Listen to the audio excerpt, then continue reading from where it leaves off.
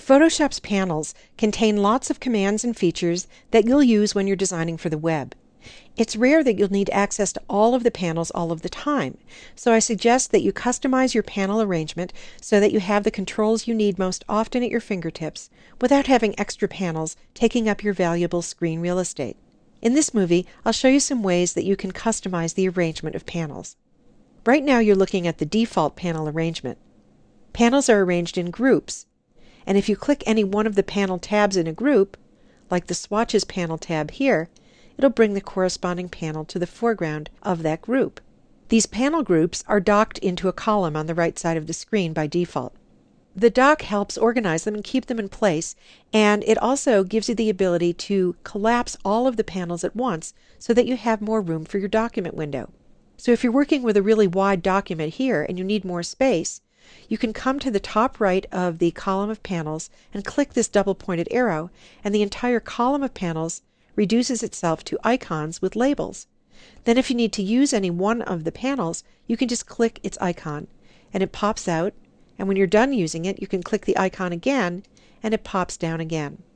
And if you need even more space to work, move your mouse over the left-hand border of the column of panels until you see the cursor change to a double-pointed arrow, and then drag to the right, and you can reduce the column to just icons, which also pop out for your use, and then pop back when you click the icon. I'm going to open this column again by clicking the double-pointed arrow again.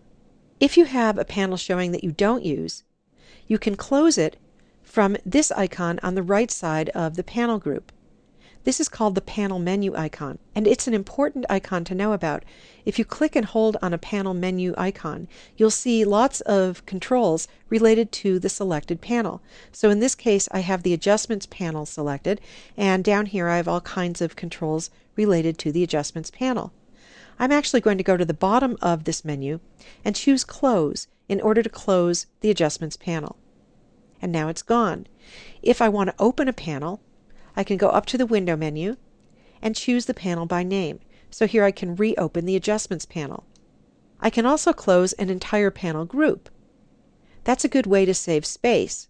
So I'm going to close this group of the Masks and Adjustments panel by going to the panel menu on that group and all the way down to the bottom and choosing Close Tab Group. You can collapse and expand panel groups by clicking in the blank area right here on the right side of the group. So right now this panel group is collapsed. I see nothing underneath it. If I want to expand it, I click in this area and it expands, and now I can see the layers in the Layers panel. And I can do the opposite, collapse a panel group, which I'll do up here by clicking in this blank area, and that collapses the Color, Swatches, and Styles panel group. And I'll click again to reopen that panel group. Another way to customize the column of panel groups is to reorder the groups in the column. So let's say I would like to have my Layers, Channels, and Paths group at the top of the column. Again, I'll click in this blank area and I'll drag up to the top of the column until I see this single light blue line, and then I'll release my mouse, and now I have the Layers, Channels, and Paths group above the Color, Swatches, and Styles group. You can move any panel out of the docked column by grabbing its tab, which I'll do here with the Layers panel, and dragging out of the column. And now you'll have a free floating panel. And if you click on the title bar of the panel, you can move it wherever you want on your screen, or even off to another monitor. And you can further customize by creating your own panel groups or your own columns of docked panels. For example, let's say that I want to add the History panel to the Layers panel here. I'm going to go up to the Window menu and go down to History. That opens the History panel, which happens to be a pop-out panel from an inner column, which has started to form here. I'm going to take the History panel by its tab, drag it over, and drag it into the group with the Layers panel. When I see this blue border around the Layers panel, I'll release my mouse, and now I have a group of these two panels, Layers and History. I'll go back to the Layers panel here, and I'm going to bring out another new panel by going to the Window menu and going down to the Layer Comps panel. I'll have more to say about the Layer Comps panel in the chapter on rollover graphics. The Layer Comps panel is often used in conjunction with the Layers panel, so I'm going to take the Layer Comps panel by its tab, drag it over, and rather than put it in a group with the Layers panel, I'm going to move it to the bottom of the Layers panel, and when I see this light blue line, I'll release my mouse.